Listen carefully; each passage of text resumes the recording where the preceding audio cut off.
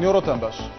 وتەبێژی مەکتەبی سیاسی کەتنی نیشتیمانی کوردستان ڕایگەیاند سەرکردایەتی حەزبەکەی لە سەرەتای سەرهەڵدانی قەیران سەبارەت بە پرۆژەی دەستوری هەرێم هەندێک سازشی پێشکەش کردووە لە پێناو ڕازیکردنی سەرکردایەتی پارتی دیموکراتی کوردستان تا پرۆژەی دەستور نەخاتە ڕاپرسیەوە. ئازاد جندیانی بە ڕۆژنامەی شەرق لەوسەتی ڕاگەیاند ئەو سازشانە بۆ ئەوە بووە پارتی هەوڵەکانی ڕابگرێت سەبارەت بە خستنە ڕاپرسی دەستور و ڕازیبوون بە تەوافقی نیشتیمانی سەبارەت بە پرۆژەی دەستور پێش ئەوەی بخرێتە ڕاپرسیەوە. قایمقامی قەزای خورماتووی سەر بە پارێزگای سەلاحەدین ڕایگەیاند سەرلەبیانی ئەمڕۆ لە کردەوەیەکی خۆکوژیدا 12 پۆلیسی فریاکەوتنی هەرێمی کوردستان کوژران و بریندار بوون. لە رێدوانێکیدا بۆ سۆمەریە نیوز شەلال عەبدوول ئاماژەی بۆدا کە خۆکوژەکە لە ڕێگەی ئۆتۆمبیلێکی بۆ بڕێژکراوە کاروانی ئۆتۆمبیلی پۆلیسی فریاکەوتنی هەرێمی کوردستانیان کردوتە ئامانج کە بەهۆیەوە 8 پۆلیس کوژراون و 4 تریش بریندار بوون.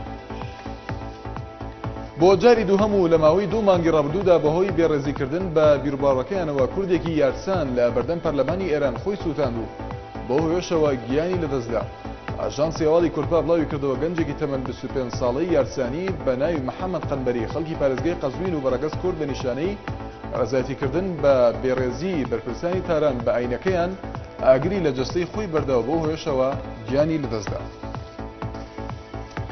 سەرۆکی بەرەی تورکمانی عێراق جەختی کرد بەرەکەیان نوێنەراتی گەلی تورکمان و پێناسەنەوەکەی دەکات. ڕاشی گەند ونبوونی جەلال تاڵەبانی سەرۆکۆماری عێراق لەسەر گۆڕەپانی سیاسی کاریگەری لەسەر پەیوەندی تورکمانەکان لەگەڵ گەلی کورددا دروست کردووە. لە لێدوانێکیدا بۆ سۆمەریە نیوز پەرلەمانتار ئەرشە ساڵحی ئەماژەی بۆدا بەرەی تورکمانی لێدوانەکانی نەجمەدین کەریم پارێزگاری کەرکووک لەبارەی بەرەی تورکمانەوە ڕەت دەکاتەوە بە پروپاگەندا لە قەڵەمی دەدات کە ئامانج لێوەی بە دینەهاتنی خواستی گەلی تورکمانە. جەختیشی کرد بەرەکەیان نوێنەرایەتی خواستەکانی گەلی تورکمان و پێناسە نیشتیمانەکەی دەکات.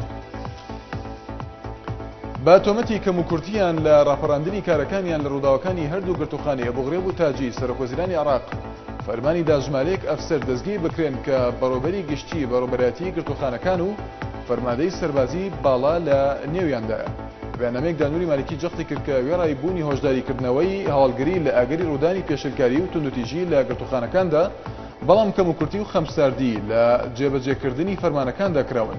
وتیشی هەر بۆیە فەرمانی داوە ژمارەیەک ئەفسەری باڵا کە کەموکورتەکانیان سەلمێنراون دەستگیر کراون و دۆسیەکانیان حەواڵەی دادگا کراوە.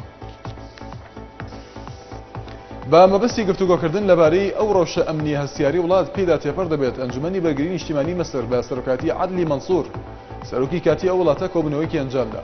کۆبنەوەکەش لە دوای چەند کاتژمێرێک دێت لەو ڕووداوانەی کە گۆڕەپانی ڕابیع العەدەویە لە خۆڕاتی شەڕی قاهرە کە بەهۆیەوە 65 کەس کوژران و دەیانی تریش بریندار بوون دێت. شەریف سلێمان نوێنەری یەزیدەکان لە لیستی هاوپەیمانی کوردستان لە پەرلەمانی عێراق داوای لە پەرلەمانتارانی عێراق کرد پشتیوانی و کۆمەکیان بکەن بە مەبەستی زیادکردنی ژماری کورسی یەزیدەکان لە پەرلەمانی داهاتووی عێراقدا.